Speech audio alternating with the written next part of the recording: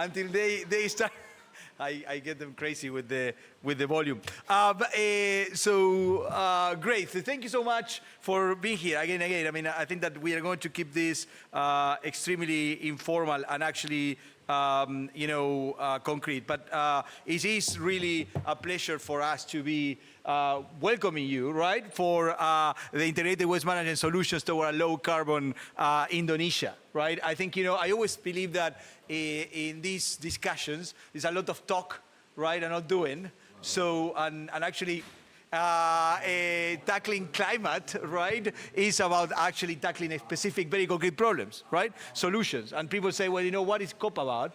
And I think like COP is actually about this. It's about like finding specific problems and bringing innovative solutions. And in this case, I think that is actually the joint both things, both the technology innovations and the partnership innovations, right? Both is like how we actually provide new innovative solutions to all problems, right? Big problems like in Indonesia. I was reading that Indonesia has this amazing target of getting to 70% of plastic management, right, by 2025. Which is kind of, seems ambitious by looking at the video that we will see in a minute, right? But is looking at that right now and looking at we have that ambition is actually remarkable. But the other obviously has to do with the actually innovation and partnerships, right? And this is where the NDBs come. This is where I really love the fact that we found Jacob, right, and the Alliance for Ending Plastic Waste, because this is the type of things I usually don't know. And the fact that, we can provide as an NDB scale, a platform, right, and you can provide us with the sort of like expertise, but also the catalytic, resources, I think is fantastic. And the idea that we actually did one project and then we are going to scale that up is just great. And I think that if we actually then we can do that together with the Asian Development Bank, with other NDBs, the limit is the sky, right? But truly, I believe that. And bringing that in support of new technologies is fine. I mean, I always said that also, one of the things that needs to happen about the COP is that we need to realize that we don't have much time to actually innovate, right? The innovation cycle needs to be super reduced. So that's why I really like that the target of Indonesia is 2025. We cannot say it's going to be 2035, right? We don't have time to do that, right? We just don't.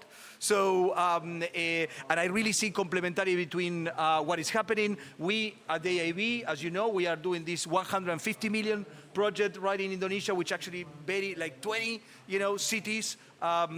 So again, I'm really excited about this, and I think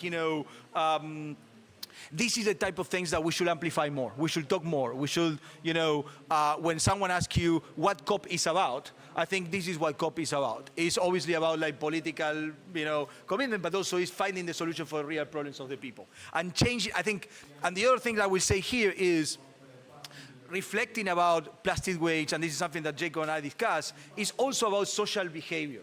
It's about changing social norms. It's not just technological innovation. That's not going to get us what we need, right? We need actually to convince people that they should not be actually we should lower the opportunity cost, right, for them.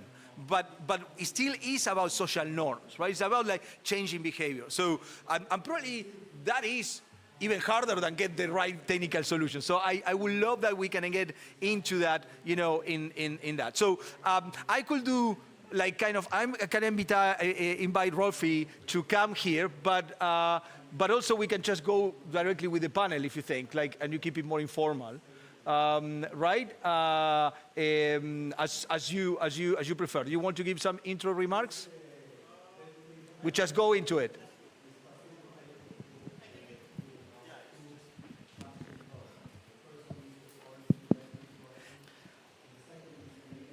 And first, I say, let me introduce our panelists today. Yeah. All right. They are complaining that I'm being too loud, right? So I need to lower a little bit. Thank you, Ricardo. So let me first introduce our panelists today. So we have right now with us Rolfi, right? Rolfi is. Sorry, Rolfi, I'm getting your yes. Yeah, you got it from my Facebook. So you are the assistant deputy for waste management, right? Coordinating Ministry of Maritime Affairs and Investment, CMMI. And then we have Jacob, the CEO of the Alliance for Ending Plastic Waste. Hi, Jacob. And then we have Suhair Sabra, right? The Group Chief Financial and Investment Officer of the BIA Group, right? So, Rofi, let me go there first, right? And I start with you. I think it will be great, again, Indonesia is leading this. You have a big issue, right? A big challenge, but also super high, and ambitious targets, right? So we'd love to hear from you how you see the key challenges right now, how you see, obviously, how you came to the ambitious target and how you're actually planning to tackle it. And then we can get into the solution mode in the second round. Okay, thank you. Good morning, everyone. Thank you, Rodrigo, for very nice introduction. And well, thank you again for AIIB for facilitating this discussion. Perhaps it is timely for us, especially for Indonesia, to start talking about waste management as part of decarbonization. We are talking now so many decarbonization, climate change, everything, but sometimes we lost that waste management is part of it. We are experiencing that one in Indonesia. Just to give you an image how the problem we are facing now in Indonesia, we are now around 280 million people, and we have a waste generation around 68 million ton waste every year. So it's increasingly every year with the economic development and also the population. And the interesting one is the plastic portion also increasing quite significantly. Let's say if we compare within 10 years, it increased from 11% to now 18% portion. In some cities, it reached until 23% plastic portion in general waste. And this is something that we are really facing now in Indonesia. So that's why starting, let's say within last 3 years, we really taking this waste management as part of integrated one. Previously we only like doing single, only take waste from the community, bring it to the landfill. That's it. That's only it. Right. Only small portion of waste being treated by the local, mainly by local community. Right. But now we are changing our paradigm. We introduce more technology in a more massive numbers. We are starting using the technology of waste to energy with 1,000 ton per day, let's say in Surabaya, and we are now hoping that we'll have more cities to have that one. Right. And we are also now start looking at the more integrated one. We start waste management until housing. Segregation we start I think Pak Jacob later on can also explain how we are doing now in certain cities in Jakarta, right, with more integrated one.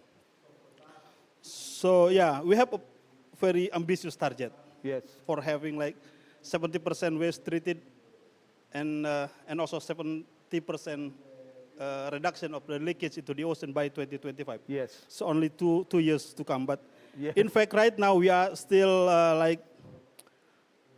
far, we can say far, but we are optimistic to get that point. Right. So far we have around 35, I have a data, but don't to miss. 30%, 37% out of 70%. Right. We would like to treat it within last 2 years, within 2 years to come. Right. So that's really challenges. That's why collaboration and support with partners is really important. Right. Because in our case, the main issue is financing. Since the waste management belong to the local government, Indonesia is very huge. Central government cannot really take care each city out of we have 520 city or regions in Indonesia. So it's not cannot cover all at the same time. So that's why we are picking up some priority area to start with, and also we are inviting partners, private sectors also to have a collaboration with the local government. Right. And I think we are on a good way now to reach the target.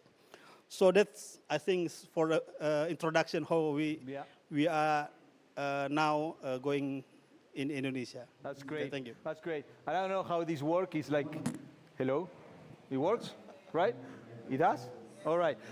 So Jacob, going to you, because again, I mean, Rafi said that one of the main issues actually is financing, right? Yeah. And you are obviously leading this in a cool way, I think, because is philanthropy, right? But also is fueled by corporate, right? And again, anchor in a very good understanding of what actually are the issues on the technical side, but you also are putting your money where your mouth is, right? So I would love to hear from you. First, a little bit the alliance, right? How it's coming, how you see that, and how you see that sort of partnership between the private sector and the philanthropic sector actually working out. So the Alliance to End Plastic Waste is a global nonprofit that was established a few years ago, fully funded by the private sector. We have around 75 companies across the entire plastic value chain that is supporting our work, and BIA is one of our members, which we very much appreciate. And the objective is really here for the Alliance to create solutions, on one hand, to end the leakage of plastic waste into the environment, but at the same time create a circular economy for plastics. Right. And in doing so, we support and work with countries, very much driven by ambitious countries like Indonesia, where there are very clear targets that have been set, where we have political leadership at the central government level, but also at the municipality and regency level. And what we go in and do is 2 or 3 offerings. One is technical expertise and knowledge in creating infrastructure solutions, creating the waste management systems that are required, on one hand, to prevent the leakage, but also ensure what is being captured as part of the waste stream can be recycled, whether that is plastic or any other material that has value at the end of its use. What we also do is we go in and provide funding. Right. So the type of funding that the Alliance is providing is, again, supported by our members, but it's driven by grants or concessional loans. Yes. And the model that we are applying is really to create the solutions, to demonstrate solutions on waste management systems, demonstrate that they are, on one hand, economically viable, recognizing there has to be a business model associated with them, recognizing that there has to be social benefits to the society in which we're operating, and also they have to be having a positive impact on the environment. And with our funding, we create those solutions, working towards policy implementation and the targets that a national government has been set. Right. And it's not only about creating solutions and the impact in the community or in the cities where we are, but then working with development finance institutions and private equity in taking that to scale. Yes.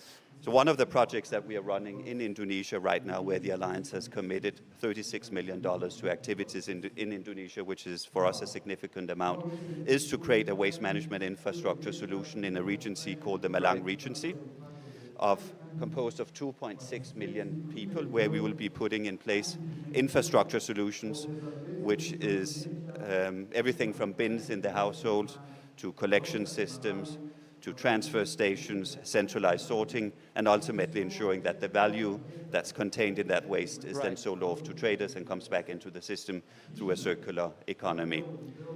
And in doing so, and in taking it to scale, that's where the partnership with AIB is coming into play. So how do we build on the solutions that are demonstrating to work, that have an economic model associated with it? How do we go from one community or one regency to multiple? How do we actually move the needle?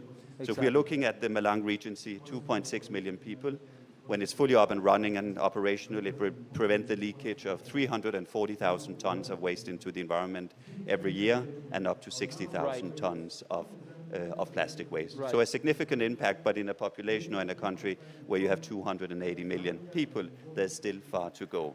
So political leadership, technical knowledge, concessional capital initially, and then working with development finance institutions in taking it to scale. Excellent. And hold on your big thoughts on what looks ahead, because first, so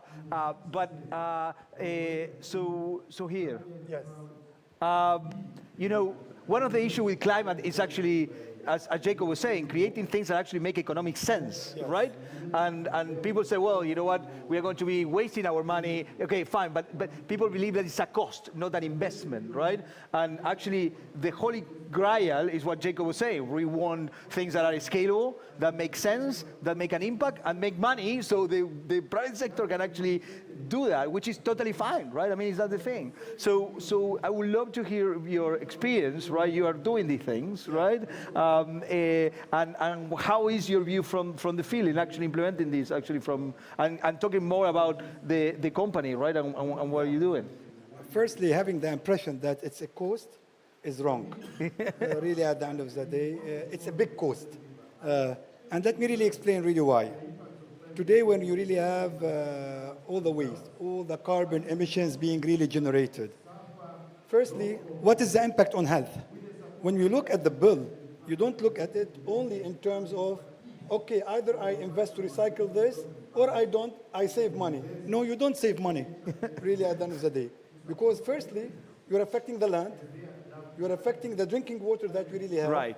You're affecting really as well the carbon emissions that are really affecting really our health. So accordingly, our health bill is going to be, or government health bill is going to be very significant. We've seen in recent ages, really as well, significant increase in health issues that never existed before.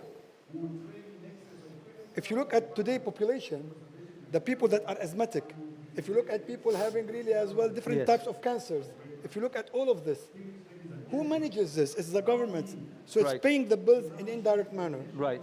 We strongly really believe that when it comes to waste management, at the end of the day, partnership between the private and the public sector is very, very, very important. Yeah.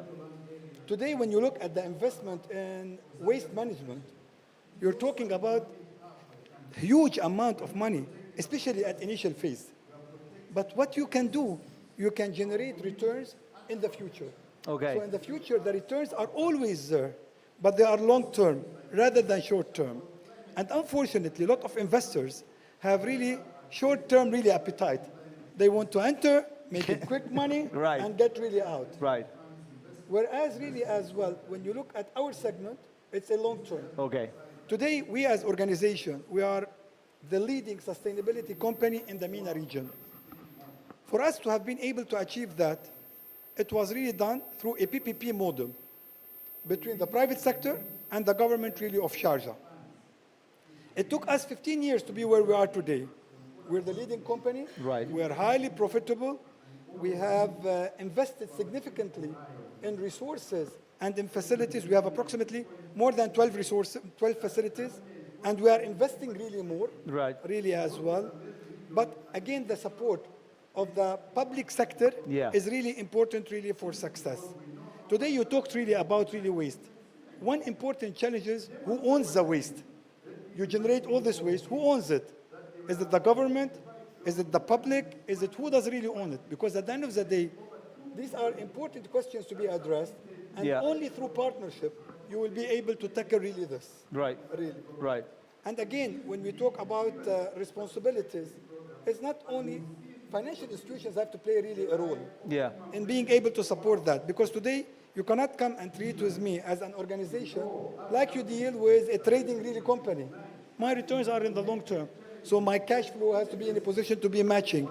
My cost of funding has to be really as well reasonable and more really realistic really at the end of the day. But what really happens is that this benefits all of us.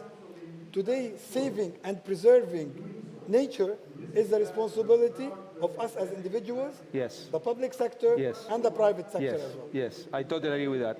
And this is a perfect segue for another question to Rafi, because obviously there is a tension there, right, between law and the financial models actually are not probably fit for purpose in many of these things, right? And again, the sort of the short versus the long term. So I would love to hear more about, from Indonesia perspective, from the government, right? Yeah. How you face this issue on, I believe that us from the Multilateral Development Bank side, we have a role to play, right? Because we can provide that long-term financing. I gave you more patient capital, right? But how you're solving that from the Indonesia perspective, right? This idea that, again, these are things that are going to be, creating impact in a longer term, but you have to manage, obviously, the short-term returns. Yes, as I mentioned, that the main challenge is, first, is changing the behavior. It's important. Right. The behavior is not only for the community, also the government. Yeah. Local government especially. Right. The decision making in the local government is not only from the region or the mayor, but also from the House of Representatives. So it's really matter. We can push the local government to have emphasizing more budget on that. But when the representative or the House still have no knowledge, enough knowledge on how we really face these problems, that then again they will not come to the decision that to increase that one. So that's why if we are talking now about the building infrastructure for waste management that give more impact in the longer term, the first challenge is who will provide the capex. This is very important. It is something that we need more financial support for that. Right. For the sustainability, okay, we can discuss about how provide support from the central government or local government or blended finance. Or right now we are also working with the EPR system mechanism, extended producer responsibility. In some cases we have quite significant support from the company, right, to run the facility. But for the capex, it's really we need support from private or from philanthropics like Allianz, and also there are some other now like startup company to build a certain facility that enough for covering like certain percent of the waste generation at the city level. But again, when we are talking about a big infrastructure, we need more bring technology, right, and so that's why I think really challenging for us, and that's why the blended finance and it's very important, right, to at least to start this up. Right. Okay. Right. Jacob, based on that, so, from your perspective, right, you look at the whole cycle of this, right? Project preparation, R&D, right, project finance, behavioral change. So where you think are the most binding constraints? When you say, what we need to pump in more resources, do you see any particular constraint right now? You mentioned scale, right? But is anything that, if you have to ask us as NDBs, right, to move, say, hey guys, this is what we need to do more. I mean, usually on the NDB, we always said, well, the money is there for the good projects if the good projects are there, right? Or in the case of climate, right, which is very similar to health in many ways, we are not investing enough in research and development, right, to accelerate that pace. So I would love your views on this. Oh, you told me, Rodrigo, look, it's all of the above. But is anything in particular you would like to say? Well, it's almost all of the above. But right. I think what's going to be unique in our relationship is that you sit on significant capital ready to be deployed already. Right. It's approved through your systems, and you want to invest that into infrastructure. But there are two things that are lacking in order for that to be unlocked. Right. One thing is technical assistance, so multidisciplinary technical assistance. Right. That is a requirement. And then there is the project preparation facility, right? And these are exactly the two things that the Alliance would be able to go in, and in particular in our partnership, will be able to go in and provide. And that would then help the unlocking of the larger capital that sits within the development finance institutions to reach the countries. So I think going back to the words around partnership, this is all about partnerships. Right. But it's also about learning what we see in other areas. And I think when we're looking at climate financing, when we see at partnerships around philanthropic capital, public capital, and private capital. In reality, it's the same approach that we need to take when we talk waste management. Right. And we can probably move a lot faster if we take those learnings with us. And I think this is exactly what we are doing. So it's a combination Right. of how you find philanthropic organizations or that philanthropic capital out there on the market that are willing to go in and provide that together with the multidisciplinary technical assistance or technical expertise. And if we can do that, not just in one regency or in two regencies, but in 10, and ultimately use those learnings to move to other countries, then we will start together moving the needle, right? Right. And then we are going to see the change that we're all working towards. And that is much less waste in the environment, significantly less, hopefully no plastic waste in the environment, and truly creating that circular economy for a material that's demanded on the market, right? If we're looking at many of the private sector companies, they have made very, very strong commitments in terms of their sustainability targets. Yes. And a lot of that is around recycled content. But the bizarre, the sort of unique thing is they don't get access to that recycled content because the waste ends up in the wrong area. Right. So partnerships can drive change. Right. And I think the partnership that we are establishing between the alliance with the government of Indonesia now and AIIB is really going to be a demonstration of how impact when we talk waste management and plastic pollution solution at scale will happen. Perfect. And I will come back to you because I would love to, again, for you to expand a little bit of, well, the alliance is actually funded fully by private corporates, and I would love for you to talk more about their commitments into this, right? Whether this is not actually just PR or, or corporate social responsibility, right? But they are really actually committed to it. So I would love then in the next thing that you can tell us a little bit more about that. But now, you didn't mention a couple of things. You were very benign on your remarks, but there are two things that always, when you're trying to do a business, you're trying to get. You have, I need regulatory environment, right? And then, as you mentioned, also, there is a social behavioral side of it. So I would love that, first tell me a little bit about, well, there's a lot of things about like charging for the things, like tariffs, and those are not easy. Again, we were saying at the beginning, right? You can have an amazing technical solution, but when you go to the field, it doesn't make sense because you have to charge things for people that are not used to pay for those things, right? So why I should pay now for this when I wouldn't? So it's a lot of pushback, right? And I would love also to get your sense of it because some governments are not willing and able to go there because it's not popular. Right? And this happens with water management, for example, right?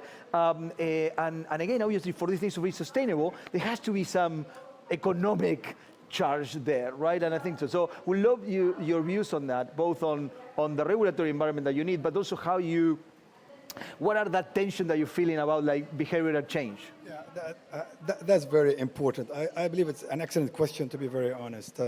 Today, I really believe I'll start with the social really one. Social starts with education. Right. And education from early stages, really, at the end of the day. What you really have really in Europe, they've tackled that at earlier point in time. They tackled it really in school. It becomes part of the natural really behavior. We at BIA, we have something called the BIA School of Environment. And what is the objective of BIA School of Environment? It's to educate future generation on segregation of waste, the importance of dealing with waste really in proper really manners really. So today, when you really look at it, this has attributed significantly to what we're doing really in Sharjah. Why? Because people do understand the importance of waste and how it should be really tackled and treated. Today, we as an emirate have been able to achieve 90% diversion from landfill. And we're the only emirate, or we're the only place in the region that was able to achieve that.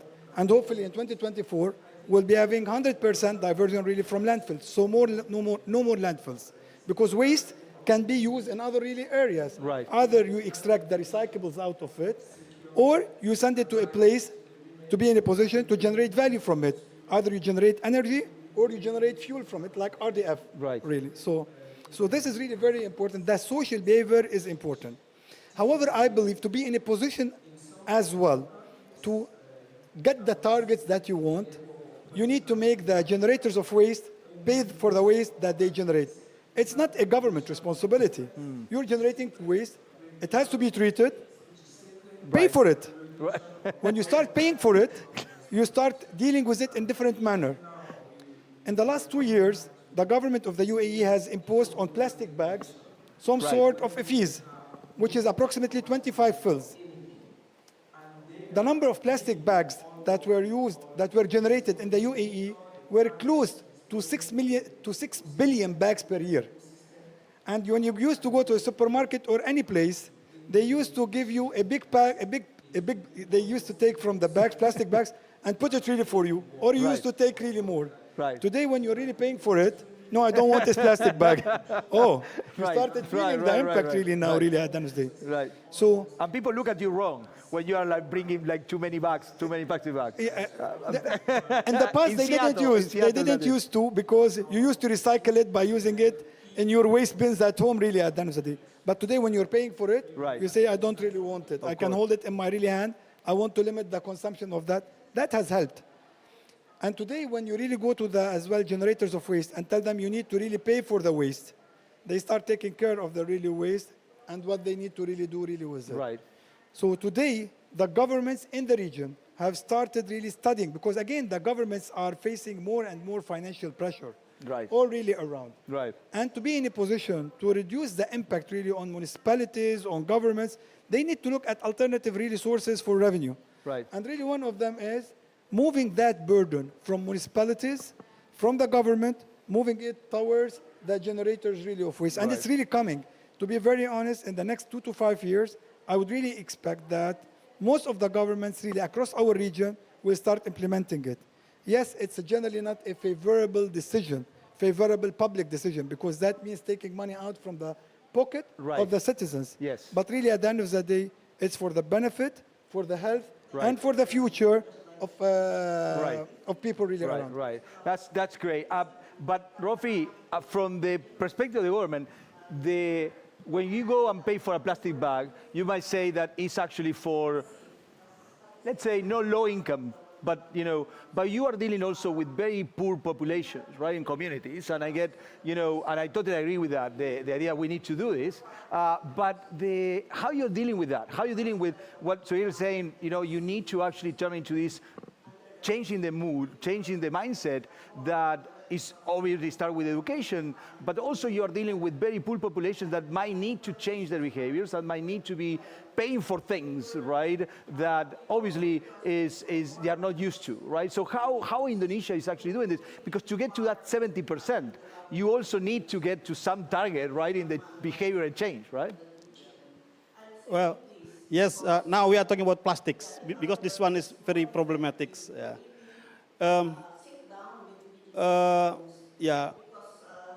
We are now start to enforce some regulation regarding the limitation of plastic uses. Let's say we have now the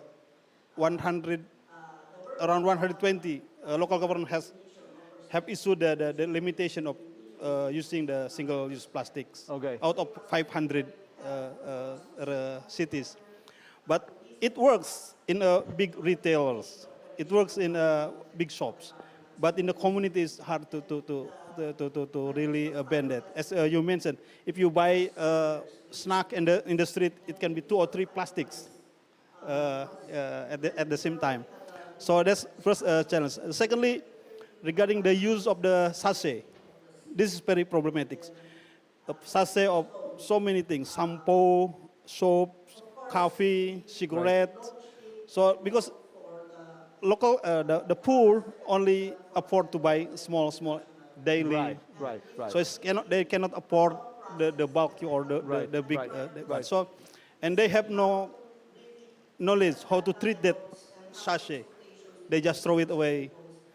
In some cases, this is interesting one, especially for the community who lives near the river or in the shoreline.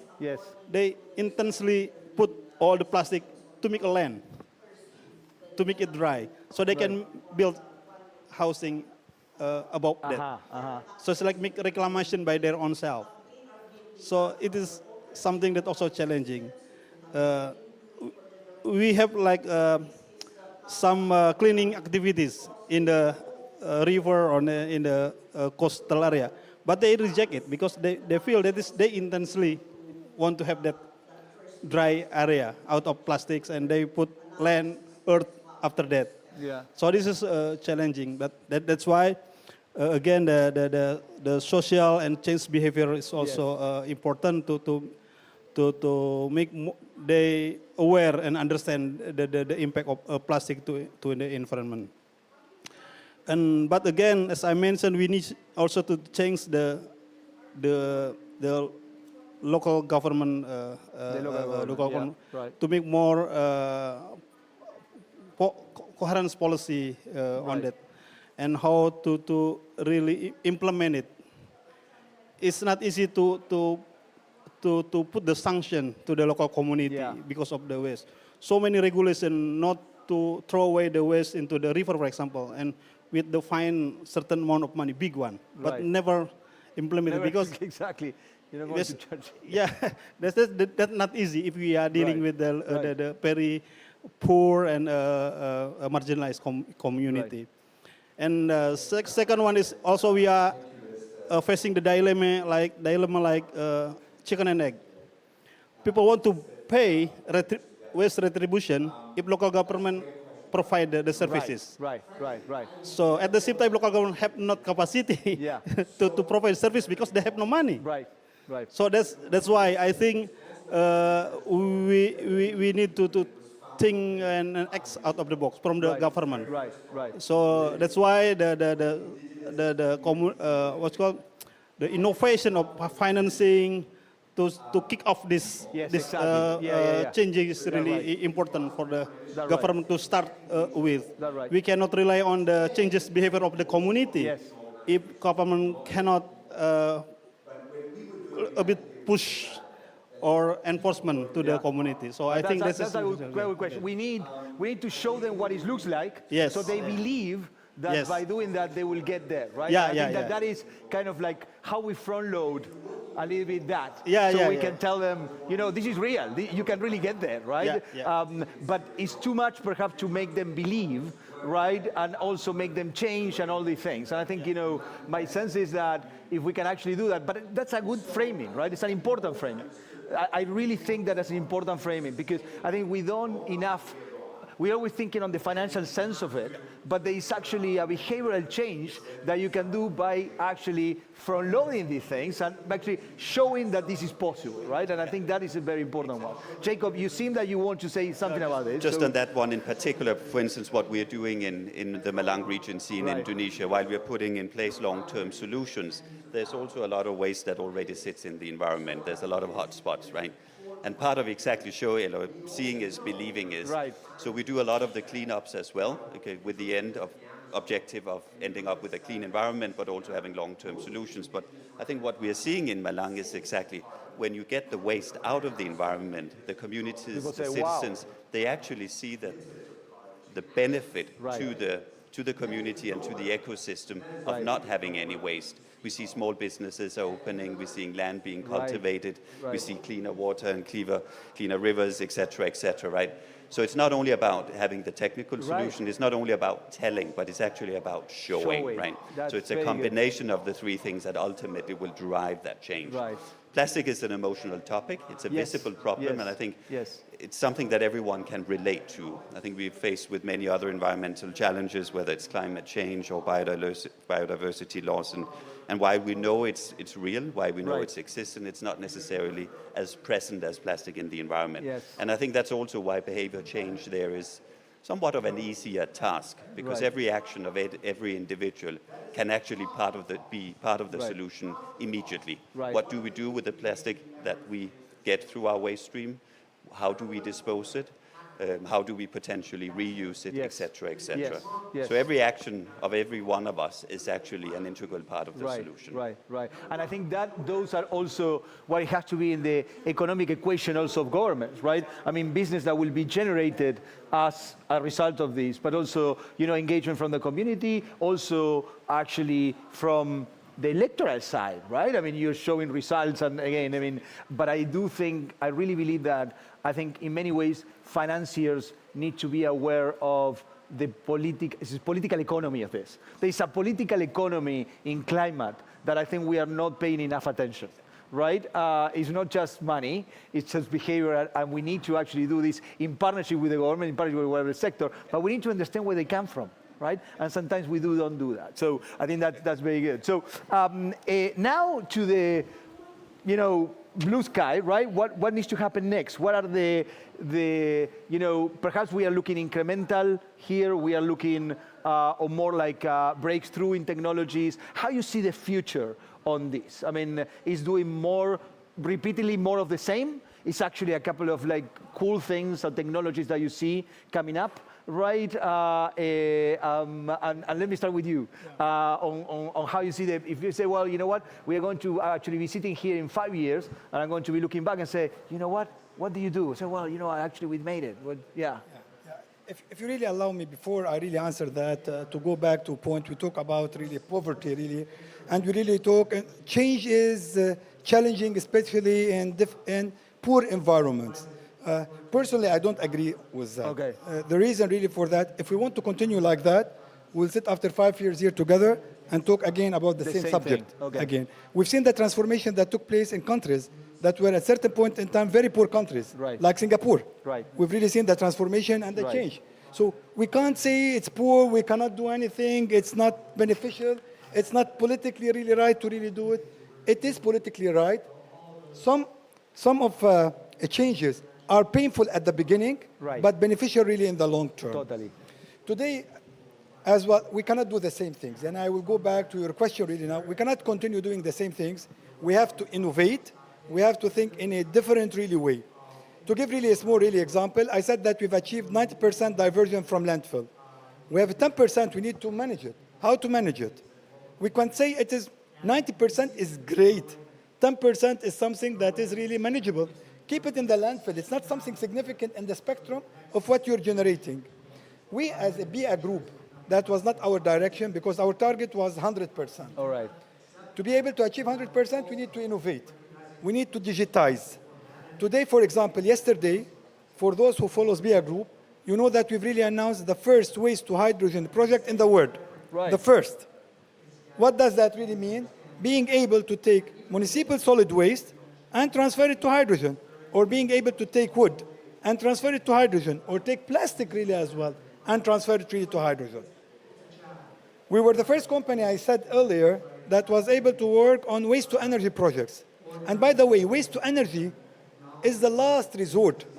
We use all the material really at the end of the day to put it again in a circular really economy, and the last that could not be recyclable, we use it for generating of energy. So right, our waste to energy project has been built really in Sharjah. It generates 30 megawatt of power, housing approximately 28,000 really homes. Okay. So today, waste is money. Right. And right, it's a good money really in the long really term. Right. But you need to really invest really in it. You need to innovate. You need to have the will. And you have to have overall the support of the public and the government. Right, right. Very good. That would be a great edit, but no, we have to. We have more to cover. But I love that, and I think more of that again. The internalization, the monetization of this, right, is actually very relevant. I think more of those messages are actually out. And us as an NDB also, we need to actually get behind these technologies, this breakthrough, right? We need to find ways that we can actually have to more systematically finance R&D, right, yes, for climate. Because we saw in health, we saw the massive and the shameful failure of that, in COVID. In COVID, actually, you got the rich countries got the vaccines before, and the poor countries, they got it last, because they were actually in the wrong side of the innovation, right? And we couldn't get, and I was there myself actually designing COVAX, right? That we couldn't get the money for the poor countries to pay for research and development and being able to be willing to actually lose that money, right? So we cannot afford that for climate. We cannot be that the right technologies are just affordable for the rich countries. And then when those things get available, we are going to go back to the low-income countries. It cannot happen, right? The things that you actually mentioned, energy to hydrogen, we need to make sure that they are available for everyone, right? That's what we're trying to make, Rodriguez. Perfect. At the end of the day, whatever we're trying to do really here, we are trying to take it with us to the world, globally. Right. And yesterday our announcement was from Sharjah to the world.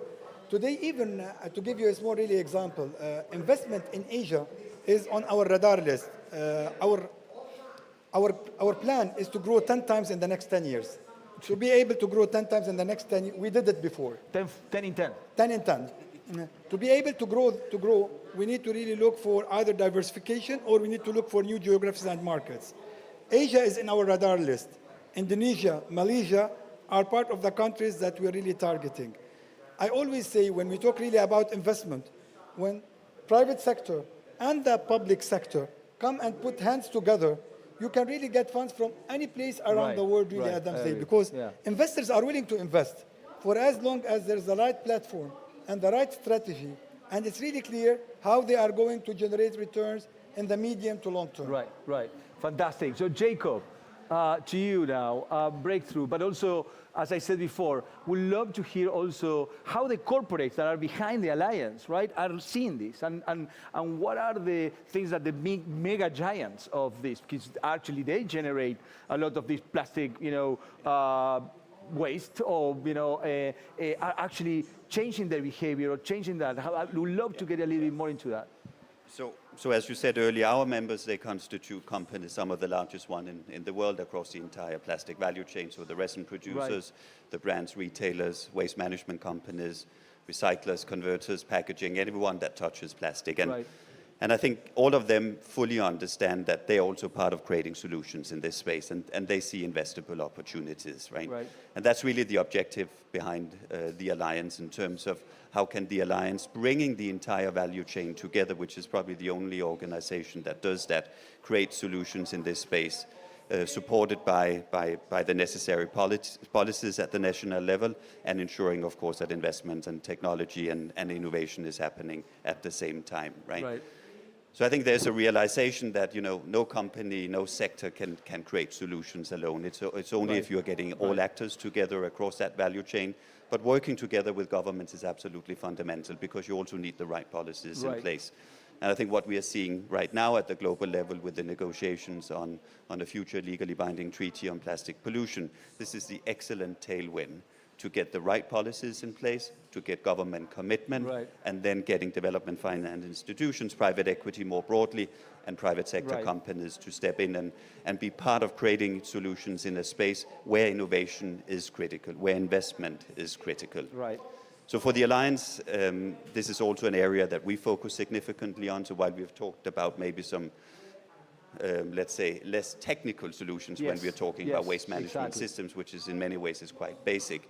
We have also, over the last two and a half years, incubated almost 200 startups around the world. So there's a lot of innovation that's happening. There's a lot of investment into those startups. So around the 200 that we have incubated, they have attracted more than $160 million of investment into them, right? So innovation is happening. That's going to drive, being a critical driver of change. Capital is sitting out on the market. Now it's about connecting the two, right? So I think from what we are seeing is in the private equity space and in the venture capital space, that connection is slowly starting to happen. And for that reason, the Alliance also launched a private equity fund a year ago, exactly with the aim of, on one hand, getting focus on plastic circularity, working with Lombardo investment managers, but also looking at what are the emerging investment opportunities. Because the capital sits out there, right? And there is return opportunities from it. So I think if we look 5 years into the future in what is today a somewhat nascent space, in 5 years you're going to see hundreds of millions, if not billions of dollars going into this area in terms of growing the innovations that we see emerging. Right, so it's really moving really fast, and I always compare it a little bit to the renewable energy space. It took us 25 years to get to where we are today. We don't have that time. When we talk about plastic, we don't have that time. You don't have to go more than 5 or 6 or 7 years back. Nobody spoke about plastic and plastic waste. Today we have a global instrument being negotiated. You have private equity fund literally emerging almost on, in all corners of the world. You see the development finance institutions. You see private companies coming in. It's an incredible focus, and we need to capitalize on that in driving that change at scale right now. Fantastic. That's fascinating. And again, I mean, I love that. I love the fact that, again, this is not just, you know, concessional debt, but we are talking about equity. We are talking about venture capital. We are talking about, you know, innovation labs. We are talking about that thing. We need that ecosystem. It's actually an ecosystem that you need, right? From different things actually working to each other. And I think, you know, the NDBs, in particular the ADB, I always think that, you know, we can actually do more of that labs, right? More than, okay, you do kind of like venture capitalism, and then how you take it to scale. And I think we can go to the second stage there to say, well, we take it to 1 million or 10 million to 100 million. Right? And I think that we need to do more, but also that means that us, you know, we need to take more risk, right? We need to take more risk than we are used to, right? We cannot come at the same level that senior equity, you know, to your point on the equity side, right? We might come with catalytic equity. We need to come like more, even we absorb more risk or we actually take less returns. But we need to do something of that, right? If we believe that we are going to behave as an institutional investor, as a commercial investor, we are not going to be actually changing much. And I think that's a part of the push that you need to make, that you make to make from us. So, Rofi, I will give you the last word of the panel now, like given that you are kind of the pusher here on Indonesia, and again, in many ways, actually, you know, leading the way, right, on this. So how do you see the future in Indonesia now? Obviously, you have your targets, and if you have a plea or ask, right, what would be your ask, you know, for people out there? Yes, yeah. First, what we would like to have is more sustainable and more circular ecosystem on the waste management. We don't want to rely on the technology only. Technology is there, out there, from the most, you know, the best one until the more simple one. Technology is there, but without the changes of the behavior, the stronger capacity of the local government, and all the ecosystem is integrated. I think that's what we would like to have. Right. So, and then technology, we can invite investment from private, from everywhere. Even government can also provide or invest on some of technology. But again, we cannot rely on technology itself. And the second thing we would like to share is the typology of Indonesia, the types of the Indonesia region. Based on the research that, let's say we have like the big cities like Jakarta and other capital of the province, with the waste generation more than 1,000 ton per day. Jakarta is 8,000 ton per day. Right. So the local government have more capacity, at least to collect it, to bring it to the landfill, at least. So it's the leakage to the environment can be minimalized. Then perhaps on that size, technology is matter how to really treat it, all the waste. But we have also other smaller city with a lower capacity. Even the local government have no capacity to collect all the waste from the community, to bring it to the landfill at least. And also we have small islands with there's no capacity of local government to manage all this. So that's why the smaller capacity of the local government, the highest percentage of the leakage to the environment. So that's why this is really challenging. In terms of investment, it's not so economic to invest on the smaller village, small islands. It is more economic to invest on the big cities, and so that's why we cannot think it is as technology or investment itself. We need also to make it in an integrated way and give different treatment for its typology of the area. So I think the challenge on that point. Excellent. All right. So look, this is fascinating. I could go on. I mean, I'm so pumped up about this because I mean, I think it's fascinating the idea that, again, first of all, the realization, which is pretty obvious, but we don't always talk about these different innovations together. Innovation on the social behavior, innovation on the technical side, innovations on the financial side, right? So financial, social, and technical, right? And usually you do only two, but not so much on the social side, right? And I think it's important. In the AIB, for example, we are introducing a climate policy-based lending for climate. And the reason is because we believe that you need more of this. You need more of that, like the government, to be able to invest in the social behavior, right? But also, it's fascinating to me how financing could be a fit for purpose to make the social norm, you know, the social behavior change. I mean, we were saying before, from loading this, showcasing, right? Having these things say, show, seeing is believing, right? Probably is the way. So understanding the communities, understanding how they think, and make the finance fit for purpose is actually one thing that I take from this. The other point, Rafi, as we're saying, is you need holistic approaches. Because you might be making money in some of these things, but you have to be pumping subsidies in other things, right? And I think if you take each of those individually, you might be actually creating this sort of climate divide, right? Where you only actually implement things where actually they make economic sense. So you need to make, you know, the whole point and say you might be highly profitable in some, you might be losing some, winning some, and you need to do it. And I think the government is actually helpful to do that, and Indonesia is a great, like, basically platform for that. And the last one is this idea of R&D, right? We need to keep pumping. We need to keep pumping. We need to keep recreating the money there, the models, and how between the private sector, the public sector, and us, which should be sitting in the middle somewhat, right? We actually keep doing and reduce the time to go from the embryonic idea to implementation, right? We don't have, as Jacob was saying, we don't have like 15, 25 years to do this. We need to do it in 5, 2, or 3, right? So that's the thing. So thank you so much, right? Amazing to have you here. Do we have any questions from, right? I think do we have a, yes, we do. Thank you very much. I'm Yobel from Global Alliance for Incinerator Alternatives. We are 1,000 organizations member globally. We are working on advocacy for zero waste. And I have several questions to all of you, but I'll summarize it. First, I think we all agree that we need to respect the waste hierarchy and go as much as possible to the top, right? But then now what we see is like most investment going to the bottom of pyramid, like RDF, waste to energy, and then it's not really covering things like for collection, for example, in Indonesia. And we've seen then this technology tends to be very expensive for the capital cost in developing countries.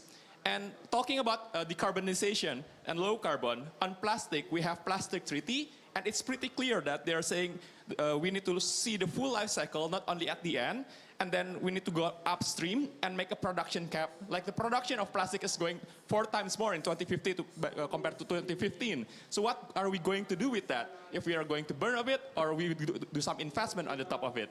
And then on the global methane pledge, which Indonesia also signed, we cannot really burn organic waste and swap it with carbon dioxide and call it decarbonization. And then it's also 15, 20 more, 64 more, powerful than carbon dioxide. But then we have this 15 and 20 years lifespan for the waste to energy incinerator projects. And from the investment side, we've seen that AIB has $100 million, like for multi-country investment on waste to energy, and call it renewable, when in the fact 50% of it is plastic, which is fossil fuel. So why is the money is coming not upstream on the collection side? And then why it's so difficult to move things on reuse, on collection, segregation, and it's moving towards the end of pipe? So yeah, if you can answer it. That's Thank a you. lot. All right. Let's try to, thank you so much for the question. Many things there. But right, who wants to take some of it? I think there was a lot going on. I'll answer. Right. It's a very, very good question, the way you really addressed it. We as BIA believe for you to be in a position to tackle this issue, you have to look at it holistically in an integrated manner. It all starts with collection. The reason why we've been successful really in Sharjah, in the Emirate of Sharjah, is simply because we started investing from collection phase until recycling. So you have to take the total really value chain to be able to achieve what you really want. And as I've really said from the beginning, when it comes to RDF, when it comes to waste to energy, and such similar sources of facilities, it is the last resort. Also, there's always a wrong impression that with waste to energy, you're generating high level of carbon, there's something called carbon capture at the end of the day. And that's really something very, very important really as well. So you can capture the carbon and you can treat it really accordingly, avoiding any emission really to the environment. So this is really doable. So that being said, unless we look at things in an integrated manner, we're not going to solve the problem. And what Rodriguez has said as well, I agree with, because not every facility we have makes money. Some of the facilities makes losses. Right.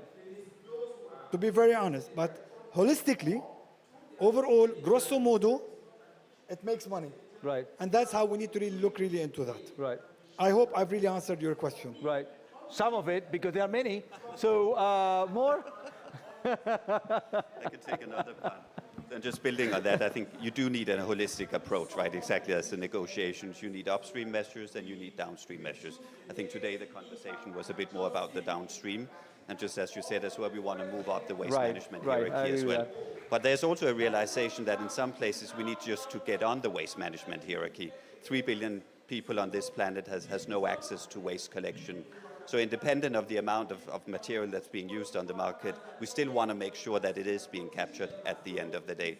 But there is no easy solution to it, right? And there is not just one solution. It's the sum of all the solutions that governments are doing, that organizations, the development finance institutions, the private sector, and it's a combination of policy and the right policies that enable that to happen on the ground, right? So I think that's why we see the huge opportunity in the plastic pollution negotiations right now, and I think there's a road ahead over the next 12 months for governments really to land at something that will have impact, right? And I think it's not about getting a treaty only, it's about having an impactful treaty. Right. A treaty that's going to address the pollution part of the challenge that we are faced with. And that has to be coupled with financing.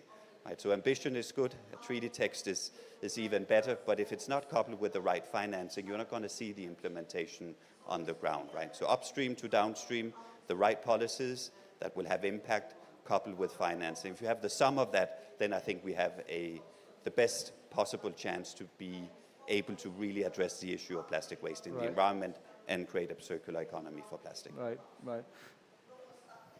Yes, just I would like a bit more about Indonesian context.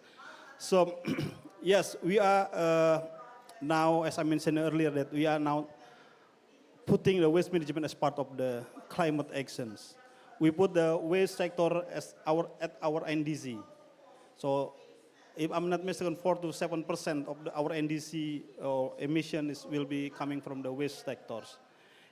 So, and how we do that? First, we make a better waste management from collection until waste processing with technology and so forth, in more integrated one. But we still have residual waste and the landfill that has been many years. We also need to tackle that issue because the methane you are talking is coming from that untreated waste. So that's why we are now have a new target.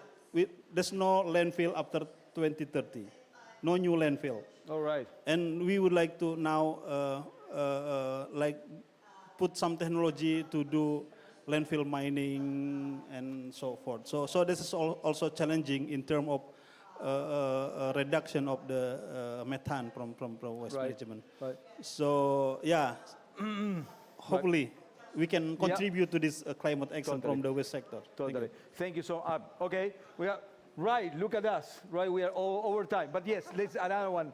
The only thing I would say on your point is these are like in many ways general equilibrium models, right? I mean, I think in many ways when you touch one thing, you're touching another one, and I think it's also iterative process, right? In terms of the solutions, and it's hard to have a vertical thing that has no impact whatsoever, right? So my point on this one is you need to be realistic. I think the perfect is the enemy of the good, right? And I think you mentioned that before, right? To say, if we want to get the 100%, we are never going to move. It's paralysis by analysis, right? So if we want to do everything and get it perfect, probably we don't do anything.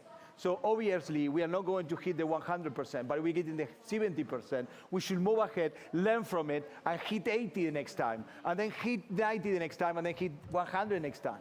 But if we actually start like saying, well, no, we do that because, okay, is this Pareto superior? That's what we need to ask ourselves.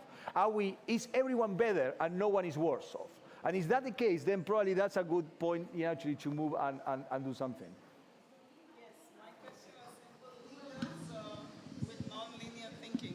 Sorry, this was to everyone on the panel. Leaders with non-linear thinking can change the world. So each one of you is a leader. Can I just go around the panel? What is non-linear thinking for sure.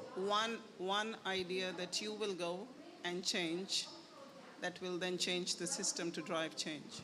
So starting with you, Rodrigo. With me. Okay.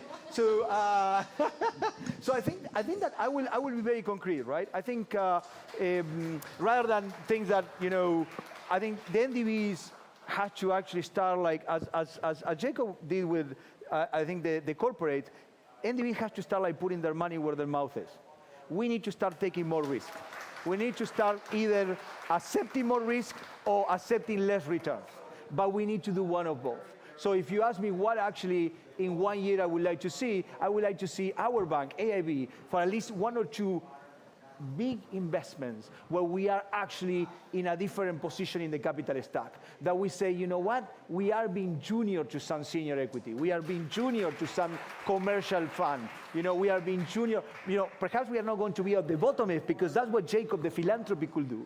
But we cannot be the ones accepting the same returns that the institutional and the capital investors. So that should be our plea, right? And if we get a couple of those done in the next year, that would be fantastic. So that will be my own plea on that.